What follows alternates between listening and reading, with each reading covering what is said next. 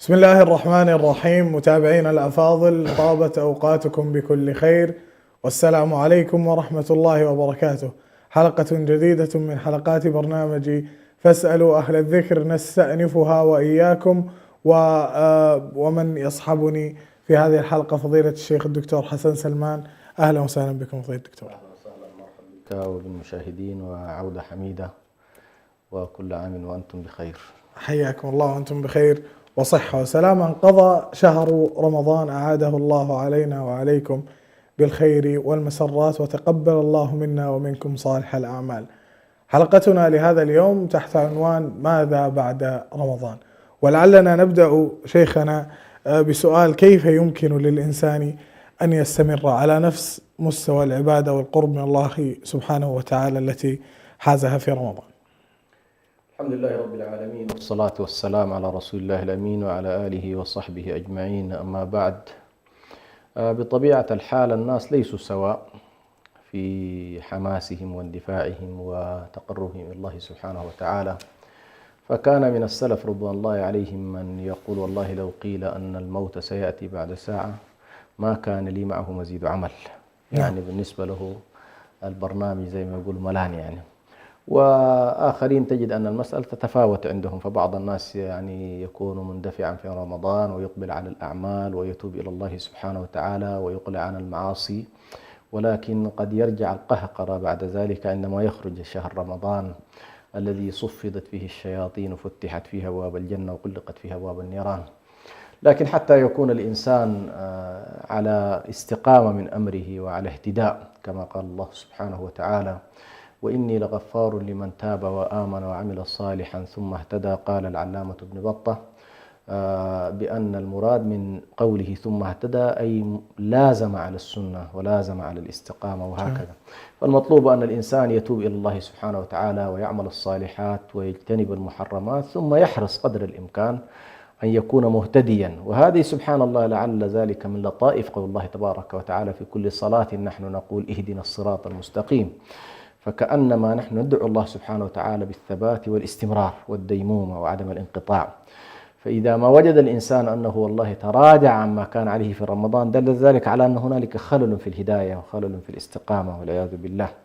وحتى يكون الإنسان أيضا يعني مهتديا مستقيما على ما كان عليه في رمضان، لابد أن يستحضر ويجعل شعاره في الحياة قول الله تبارك وتعالى: واعبد ربك حتى يأتيك اليقين. فالإنسان ما يتوقف في عبادة الله على محطة من المحطات وعلى مكان من الأمكنة، بل هي مسيرة إلى الله سبحانه وتعالى أمره الله تبارك وتعالى فيها بالسير على هداه حتى يصل إليه. فإن وصل إليه على هدى واستقامة كان ذلك خير وكان ذلك بشرى للعبد، وإذا وصل والعياذ بالله وهو في انحراف فإن ذلك مكان للحساب والعقاب والعياذ بالله. فحتى يكون الإنسان مستقيما ما بعد رمضان لابد أن يكون وقف حقيقة مع نفسه بعد رمضان. ما الذي استفاده من هذا الشهر الذي صام فيه وقام؟ هل فعلا أدى فيه الغاية والمقصود الذي شرع الله تبارك وتعالى لأجله الصيام؟ يعني الله سبحانه وتعالى حدد في آيات الصيام أن الغاية من هذا الصيام هو أن يحقق الإنسان التقوى. وتقوى الله سبحانه وتعالى هي الوقوف عند حدوده وعدم تضييع الحقوق بقدر الإمكان، عدم ضياع حقوق العباد وعدم تجاوز حدود الله سبحانه وتعالى. فإذا وفق الإنسان في هذه الدورة الشهرية الكاملة التي أخذها الإنسان، دورة متكاملة فيها الصيام، فيها القيام، فيها الصبر، فيها الاحتساب، فيها الرقابة، فيها القرب من الله سبحانه وتعالى، وهذه دورة كافية لأن تعدل سلوك الإنسان وأن تعدل مساره في الحياة. فيبقى الإنسان عليه أن يسأل: هل هذه الصيام، هذا الركن الأساسي من أركان الإسلام، عدل في سلوكه؟ وإذا عدل في سلوكه بمقدار كم عدل؟ هل عدل المسيرة 100%؟ عدلها 70%؟ أم أنه والله يا أخي المسألة كانت مؤقتة ثم عاد والعياذ بالله إلى وضعه السابق؟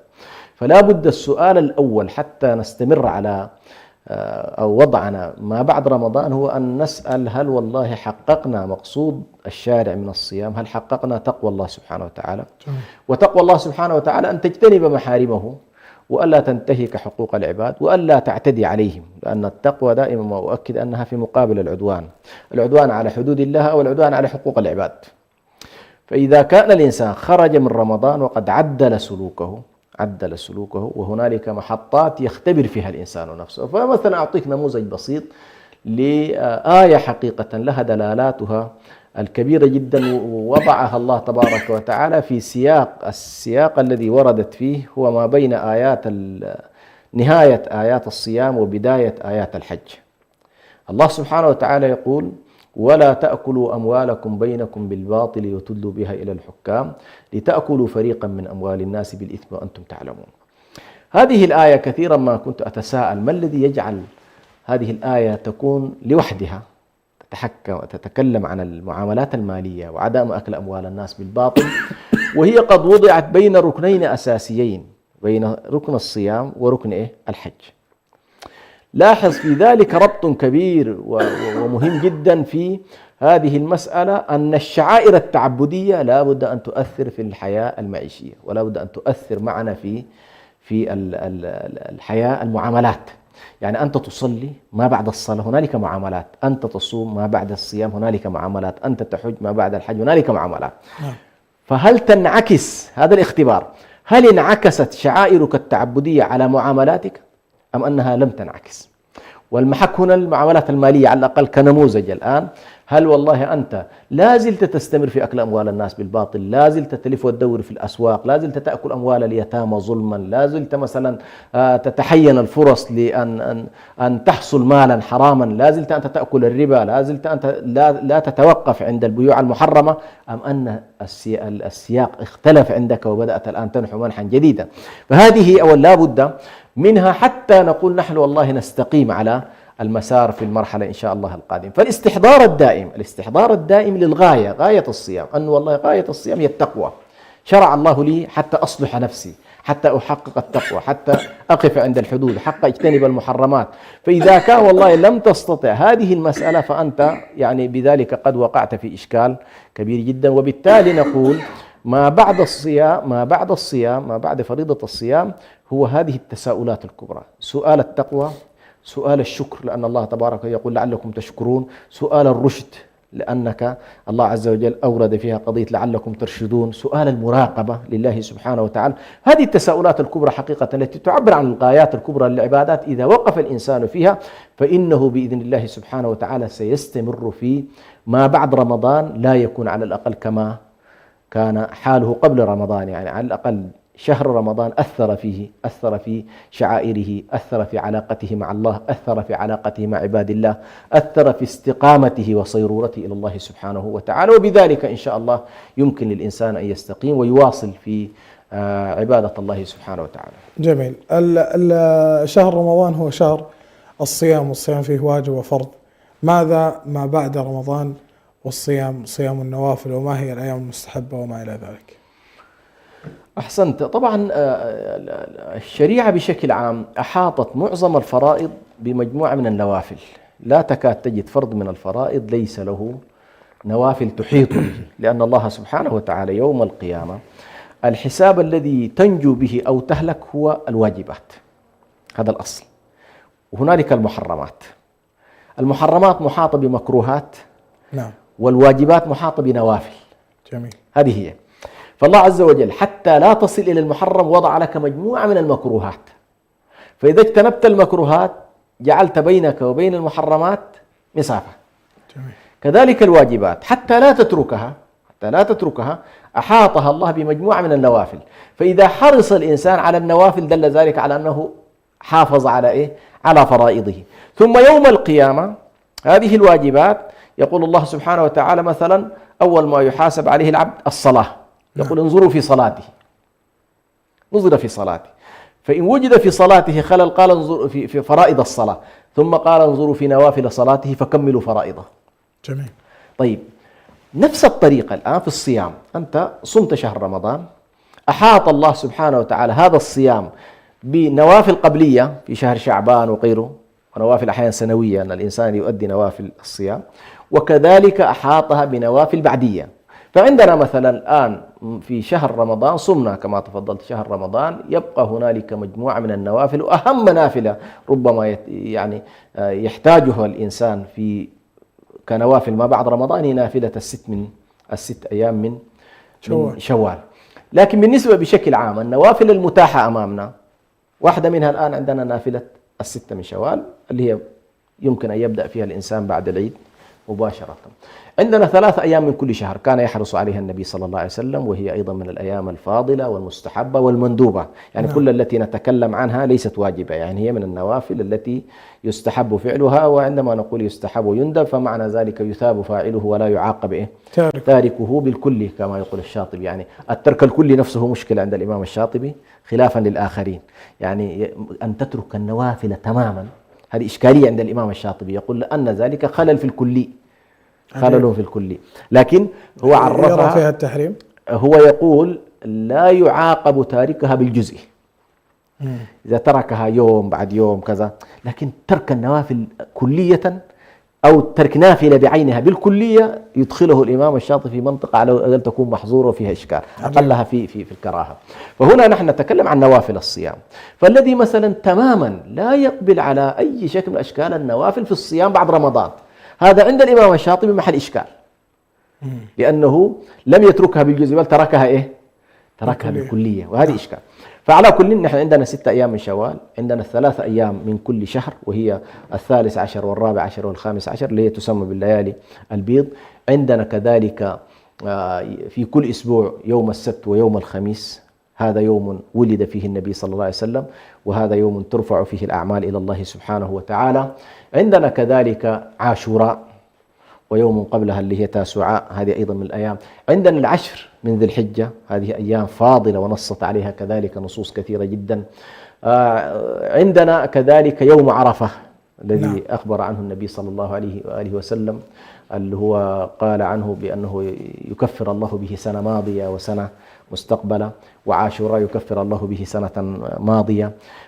عندنا كذلك من الصيام الذي بشكل عام دون تحديد اللي هو شجع أو حث النبي صلى الله عليه وسلم الصيام في شهر محرم، سواء كان في عاشوراء أو بشكل عام في شهر محرم، وكذلك حث على الصيام في شهر شعبان، كان النبي صلى الله عليه وسلم يكثر الصيام في هذه الأشهر. فعلى كل هذه جملة من الأيام التي ثم أضف إليها الصيام اللي صيام داود عليه السلام، أن يصوم الإنسان يوما ويفطر يوم، هذا أيضا من الصيام الذي يندرج في نوافل الصيام. جميل. ماذا عن من أتى النبي صلى الله عليه وسلم وقال له إني أصوم فلا أفطر، وقال له النبي صلى الله عليه وسلم فإني أصوم وأفطر؟ أحسن. هنا طبعا الشريعة دائما تميل بنا إلى التوازن بين الروحي والجسدي، التوازن في العبادات، بحيث والله لا يكون الإنسان منقطعا انقطاعا كليا عن حياته. الشريعة تريد من الشعائر ومن التعبد لله سبحانه أن تصلح حياتك في سائر يعني في مسيرتك العامة، اللي هي العبادة تؤثر في العمران كما يقولون، عبادة صحيحة تؤثر في العمران في الحياة، لأن الله سبحانه وتعالى أرادنا أن نعبده ونعمر الحياة ونستخلفها، يعني استخلفنا في هذه الحياة لنؤدي الأغراض أيضا الحياتية. ما وجه التأثير بين العبادة والعمران؟ هنا أن والله كيف العبادات كما تقدمنا في السؤال الماضي، كيف العبادات تصلح لنا الأعمال، فالصلاة تنهى عن الفحشاء والمنكر ولذكر الله أكبر، وهكذا يعني كيف أنه تؤثر هذه الأشياء تؤثر في السلوك، تؤثر في المعاملات. فالصيام مثلا يؤدي بك إلى أن تكون صابرا، يؤدي بك إلى أن تكون مراقبا لله سبحانه وتعالى. فالإنسان الذي يصوم شهر رمضان يفترض أن لا يكون هنالك نوع من النفاق الخفي يمارسه في سائر أعماله.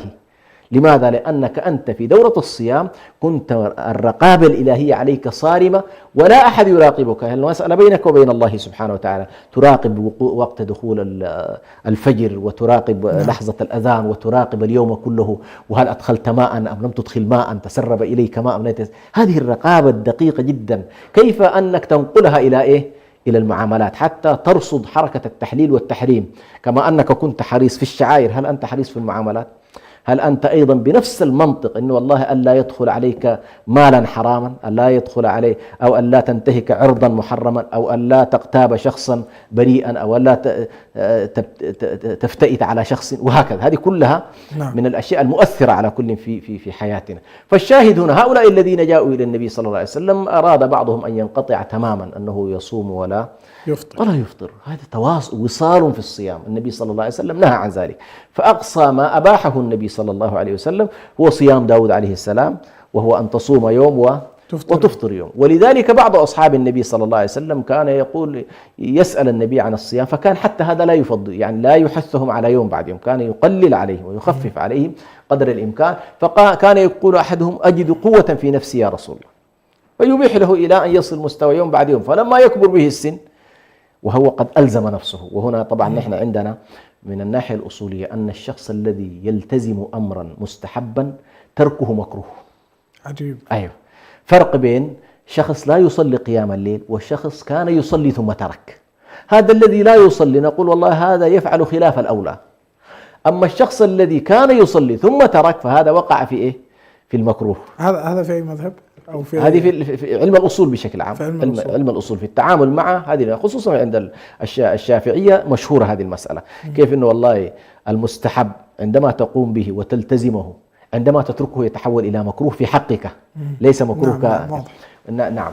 فعلى كل هذه من المسائل المهمة جدا لابد الإنسان أن يلتفت إليها. فهذا الذي قال والله أنا أريد أن أواصل الصيام، النبي صلى الله عليه وسلم قال: أنا أصوم وأفطر، هذه طريقتي، وأتزوج النساء، لأن أيضا كان فيهم من قال والله لا أتزوج الناس. فالنبي صلى الله عليه وسلم هذه الثلاثية، أن والله أقوم ولا أنام، وأصوم ولا أفطر، ولا أتزوج النساء، هذه الثلاثية تبطل الحياة بهذا الشكل.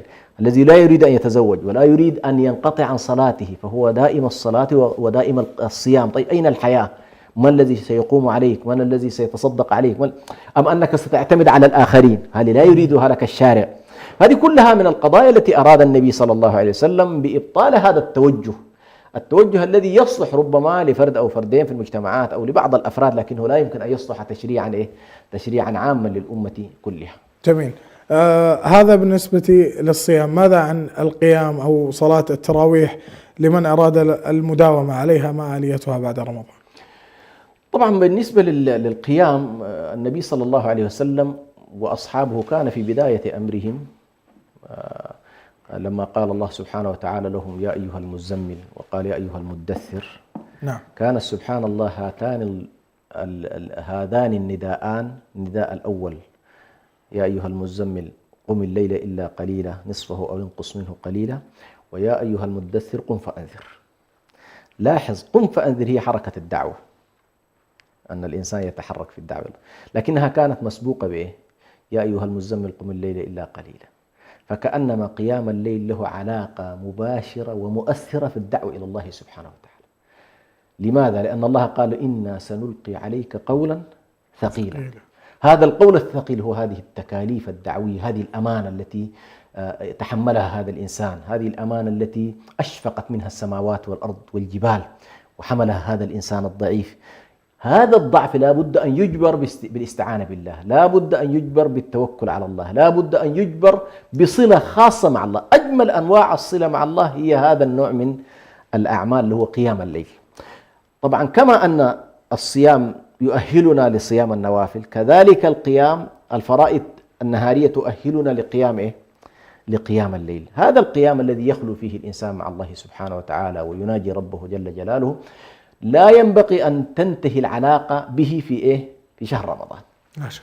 حتى لو أن الإنسان ما عاد يصلي بنفس الطريقة، لكن لا يمكن أن تنتقل مباشرة من القيام الكلي إلى الصفر. حاول قدر الإمكان أن تحافظ على شيء من قيام الليل. وهنا حتى لا يستصعب الناس، بعض الناس طبعا قيام الليل الأفضل فيه أنك والله تقوم ما بعد النوم، أن يكون هنالك نوم ثم تقوم، لكن بعض الناس لا يطيق ذلك، فيمكن أن تجعله في ناشئة الليل، يعني في بدايات الليل. صلي بعض الركعات ما بعد صلاة العشاء، أي صلاة تؤديها بعد ذلك فهي تدخل إن شاء الله في قيام الليل. صلي 4 ركعات 6 ركعات 8 ركعات بما كتب الله سبحانه وتعالى. استطعت أن تقوم ما قبل صلاة الفجر مثلا قبل صلاة الفجر بساعة بنصف ساعة، حاول أيضا أن تقوم وتصلي. فعلى كل، الشاهد هنا أن قيام الليل الدورة أيضا التي أخذها الإنسان في شهر رمضان يحرص قدر الإمكان أن يحاول يطبقها ويستمر عليها حتى لا يكون عملا منقطعا في رمضان فقط. وبالتالي هنا أيضا قيام الليل وهو نافلة كما ذكرنا ما بعد النسخ الذي حصل، كان النبي صلى الله عليه وسلم وأصحابه في البداية كان واجبا عليهم، ثم نسخ بأن يكون مستحبا في أصحابه وفي أمته، ولكنه ظل فرضا على النبي صلى الله عليه وسلم إلى أن لقي ربه جل جلاله. جميل. ما هو أفضل الأوقات التي ممكن يقوم فيها الإنسان؟ أفضل الأوقات هي الثلث الأخير عموما، الثلث الأخير من الليل، هذا هو الأفضل. لكن هنالك أيضا يعني مثلا إذا قام الإنسان منتصف الليل، النبي صلى الله عليه وسلم كان ينام نصف الليل ثم يقوم بعد ذلك ثلثه، ثم ينام نصف الليل ثم يقوم ثلثه، ثم يستيقظ بعد ذلك في السدس الأخير، وهكذا. يعني السدس الأخير كلما اغتنم للاستغفار فهو أفضل، لأنه كان الإنسان في الثلث ثلث ما بعد المنتصف هو كان في قيام، وبالأسحار كانوا قليلا من الليل ما يهجعون وبالأسحار هم يستغفرون. فهؤلاء الذين يستغفرون في الأسحار هم الذين كانوا يصلون ما بعد منتصف الليل. فعلى كل ما جمع الإنسان هذا فهو خير. لكن نحن حتى يكون هنالك تيسير على الناس، ليس الآن الطبيعة نفسها الحياتية اختلفت عند كثير من الناس، فالذي مثلا عنده دوامات عنده كذا يمكن على كل أن يغتنم إما في أول الليل أو في منتصف الليل أو في آخر الليل. وخاصة لو استطاع الإنسان أن يجعل ولو ساعة ونصف أو ساعتين مثلا أو ساعة ما قبل صلاة الفجر، فإن ذلك إن شاء الله من الأوقات الفاضلة التي نصت عليها الأحاديث الصحيحة. جميل. شاكرين لكم فضيلة الشيخ. متابعينا الأفاضل، مشاهدينا في كل مكان، نستأذنكم في فاصل قصير ونعود إليكم، فابقوا معنا.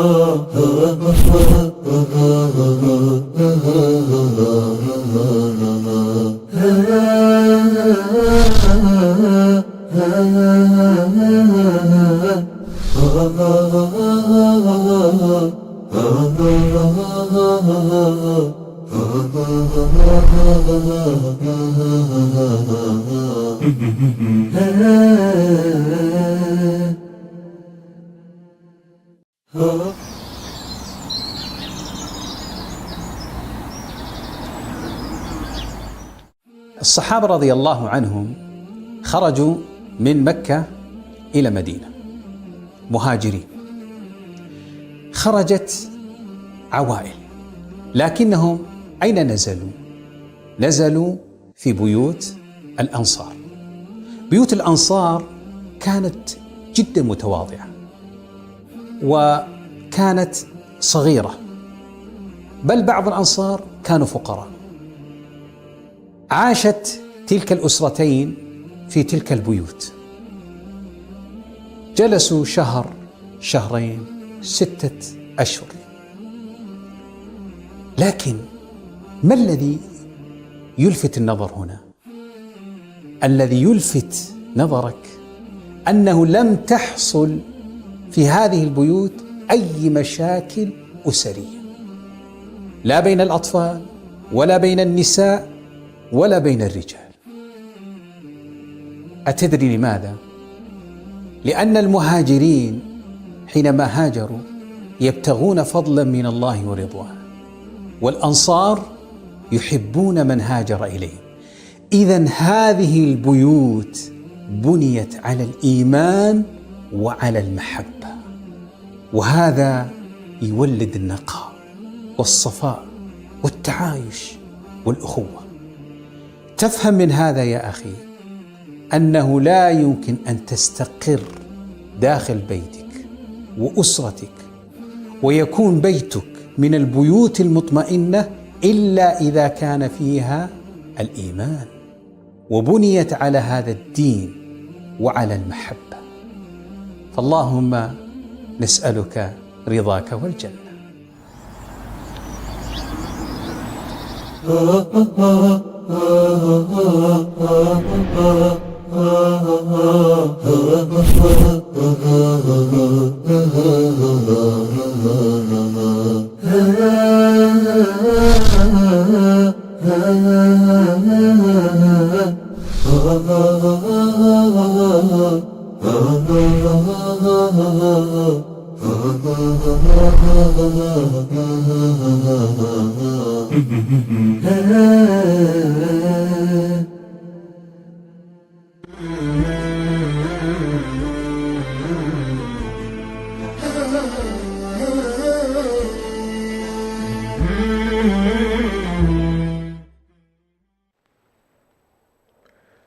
عدنا لكم أيها السادة المشاهدون بعد هذا الفاصل القصير، ونعود مع فضيلة الشيخ الدكتور حسن سلمان.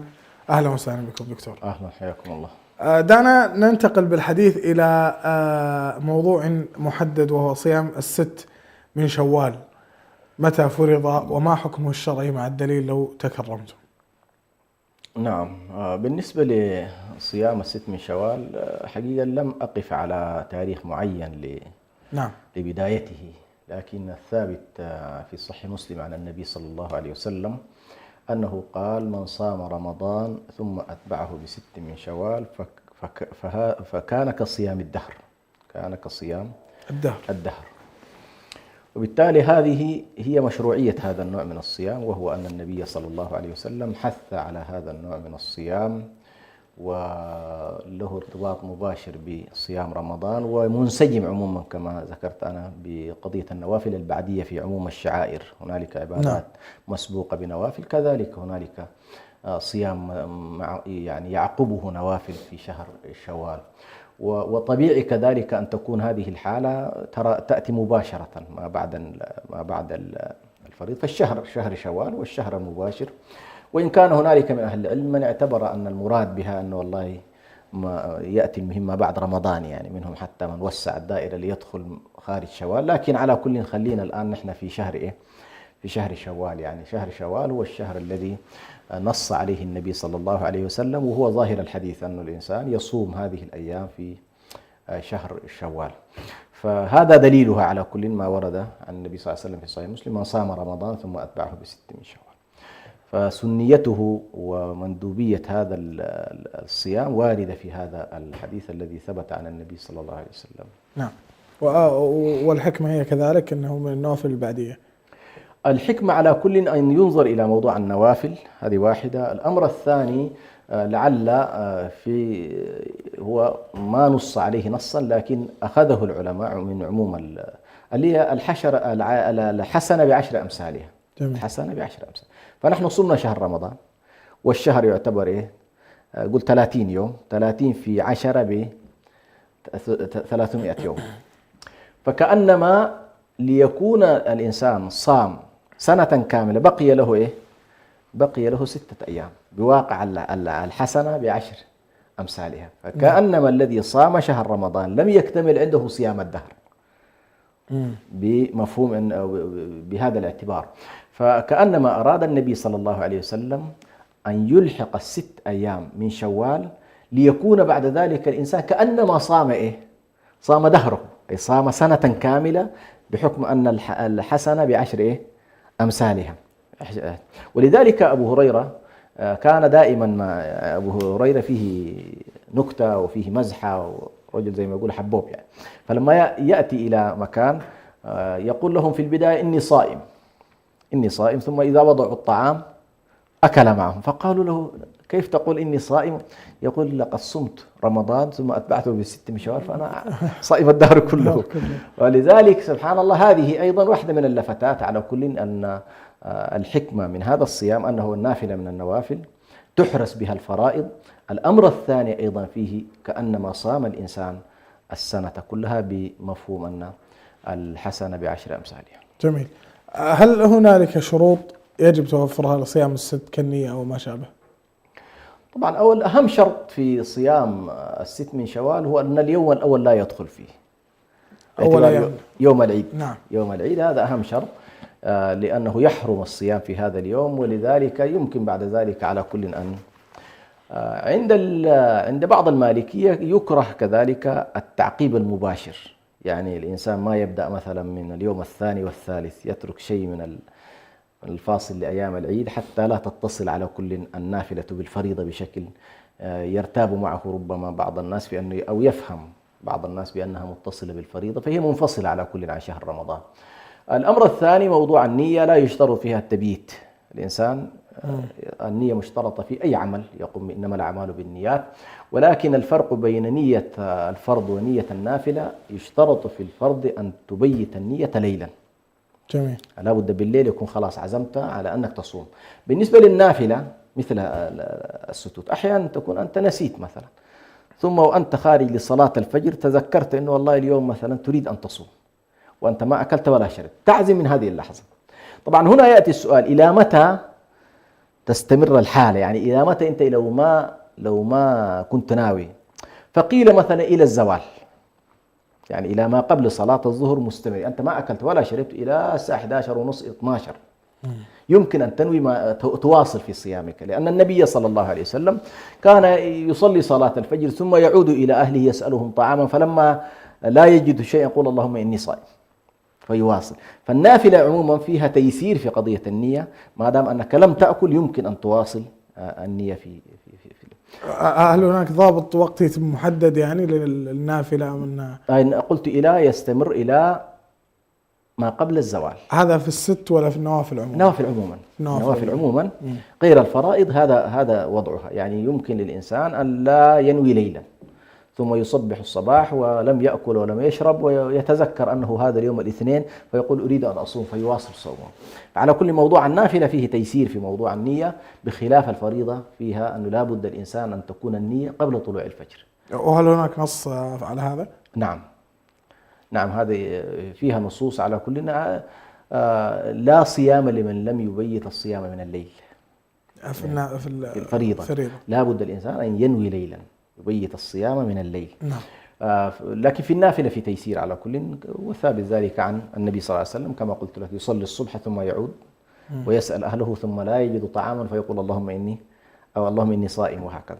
فهذه هي الطريقة على كل فيما يتعلق بالاشتراطات المتعلقة بالنية على وجه التحديد.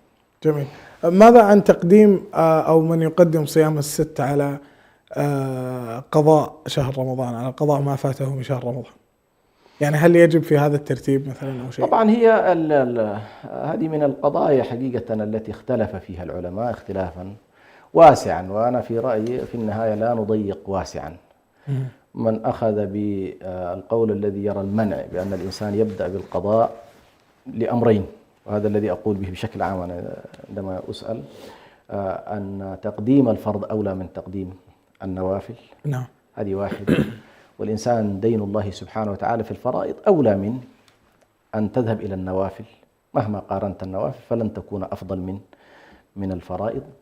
الأمر الثاني أيضا، النبي صلى الله عليه وسلم قال من صام رمضان، فالست من شوال أصلا طلبت في حال من صام رمضان، فالذي لم يصم رمضان ويريد أن يدخل في نافلة على كل هذه فيها إشكال.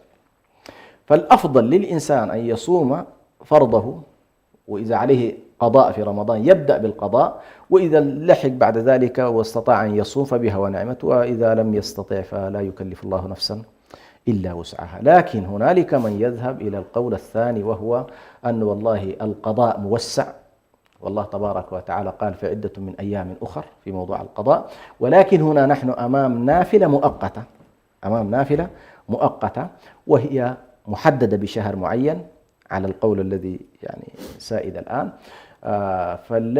فالذي لا يستطيع أن يصوم مثلا أيام القضاء أو ضاقت عليه فيصوم الأيام الست ثم بعد ذلك يذهب في القضاء. فلا نستطيع هذا أن نقول ليس صحيحا، لكن نقول خلاف الأولى. جميل. يكاد يكون العلماء كلهم يتفقون أن الأفضل في حق هذا الذي يتنفل، الأفضل له أن يبدأ بالفرض، لكن لو أنه فعل العكس قدم النافل على الفريضة فلا نستطيع أن نقول أنها ليست صحيحة على كل. جميل. نعم. طيب بشكل عام بالنسبة صيام القضاء، هل يجب الإسراع فيها من الأمر فيه ساعة؟ الأفضل دائما في قضايا الديون بشكل عام، ديون الشعائر، الأفضل فيها الإسراع، أفضل فيها أن يسرع الإنسان، لأنه لا يدري الإنسان هل يمد الله له في العمر أم لا يمد الله في العمر. فأنت كلما وجدت وقت وسارعت كلما كان ذلك أفضل في حقك، وتكون على الأقل تحللت من دين الله سبحانه وتعالى في ذمتك. ربما يكون الإنسان مفرط إذا كان والله عنده الوقت وعنده السعة ومع ذلك لم يقضي ومات مثلا، قد يكون ذلك مأخذا عليه على كل. قد يعني يحبذ البعض أنه يصوم مثلا في البرد أو في أيام تكون خفيفة فيؤجل الصيام لهذا الغرض. على كل هو الواجب الموسع من هذا النوع، لا حرج في أن الإنسان يتحين قدر الإمكان الفرص، لا إشكال في ذلك، لكن نحن نحث الناس ونحضهم على الإسراع. جميل. لأن الأفضل في العبادات أنك والله حاول قدر الإمكان ديون التي عليك حاول أن تتخلص منها بحسب، لكن هو في نهاية المطاف هو من الأشياء الموسعة، عندك فيها متسع، والاتساع هنا أيضا حتى تكون الصورة واضحة إلى رمضان القادم، يعني أنت من رمضان الحال إلى رمضان، يعني إذا دخل عليك رمضان الثاني قد تدخل أيضا في إشكال آخر، فنحن هذه المساحة فيها على كل متسع. وثبت عن عائشة رضي الله عنها أنها كانت تشغل بخدمة النبي صلى الله عليه وسلم عن قضاء بعض فرائضها حتى يأتي شعبان وتقضيه في شعبان يعني. إذن الأفضل الإسراع ولا حرج في من أخر. نعم لا حرج في من أخر. جميل. في النوافل لمن يدخل أكثر من نية في صيام يوم في صيام يوم واحد كالست من شوال والأيام البيض أو ما إلى ذلك، هل في ذلك حرج؟ فإذا كانت النوافل فيها التشابه والمقصود منها ملء الزمان كما يقولون، يعني أنت مطالب في أنه والله تملأ الوقت. نعم. تملأ هذا الوقت وفي تشابه في العبادات، فإن من فضل الله سبحانه وتعالى على الناس أن تتقرب إلى الله بتعدد النيات في أمر لا تعارض فيه. نعم. يعني صحيح هنالك إشكال في من يريد أن يجمع ما بين نفل وفرض أنه سيكون فرضا ابتداء. نعم. يعني لكن في مجموعة النوافل، يعني أنا الآن مثلا، وهذا يحصل معنا الآن، رأينا بعض الإخوة في الأيام الماضية مثلا أنه والله جاءت الست من شوال وجاءت الليالي البيض، فحرص بعض الإخوة أن يؤخروا الصيام إلى هذه الأيام، فينوي الست من شوال وفي نفس الوقت هي واقعة وين؟ في الليالي البيض التي تكلمنا عنها. فهذه كلها من فضل الله سبحانه وتعالى، وبقدر أيضا تقرب الإنسان واستحضاره بالنية في هذه الأشياء فالله يؤتي على النيات كذلك كما يؤتي على الأعمال. وإدخال نية الفرض أو عفوا القضاء مع النافلة على كل سيكون قضاء ولن يتحقق ثم صام 6 من شوال. لماذا؟ لأن العلة التي ذكرناها في أنه والله أنت مطالب أن تكمل رمضان، مطالب أن تكمل رمضان، فإذا أكملت رمضان كان ذلك 300 يوم، بقي أمامك إيه؟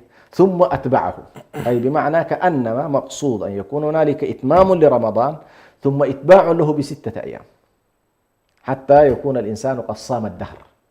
فإذا أدخل النية على كل في هذه الجزئية قد لا يتحقق بحسب ظاهر النص، والله أعلم. جميل. نشكركم هذا الحضور وهذا تقديم فضيلة الشيخ الدكتور حسن سلمان. الشكر موصول لكم أنتم متابعينا الأفاضل على حسن الاستماع والمتابعة. نلتقيكم في حلقات قادمة، دمتم بود.